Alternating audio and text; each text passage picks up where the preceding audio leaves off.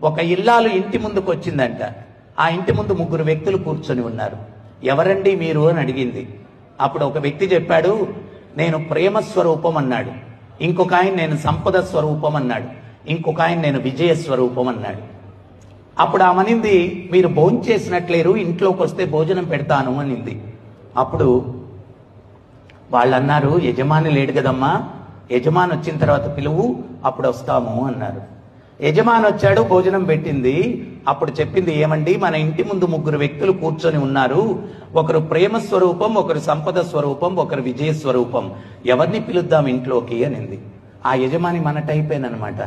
ఏమే సంపద స్వరూపాన్ని పిలవే అన్నాడు. అప్పుడు ఈమనింది, ఏమండి సంపద ఉండి విజయం లేకపోతే ఉపయోగం లేదు, విజయ స్వరూపాన్ని పిలుస్తామనింది. అంటే వాళ్ళకు ఒక కుమార్తె ఉంది. ఆ పాప వీళ్ళిద్దరికన్నా కొంచెం ఉన్నత చైతన్యం ఉంది. ఆమె వచ్చి ఏమనిందంటే, తల్లిదండ్రులారా, సంపద విజయం ఉండి ప్రేమ లేకపోతే జీవితాలు నిరర్ధకము, దయచేసి ప్రేమ స్వరూపాన్ని పిలవండి అని ఆ పాప చెప్పింది. అప్పుడు ఇల్లాలు బయటకెళ్ళి, అయ్యా ప్రేమ స్వరూపమా ఇంట్లోకి రా అని పిలిస్తే, ఆ ప్రేమ స్వరూపం లేచి లోపలికి వస్తూ ఉంటే సంపద స్వరూపం విజయ స్వరూపం వీరు కూడా లేచి వెనకాల అనుసరిస్తున్నారంట.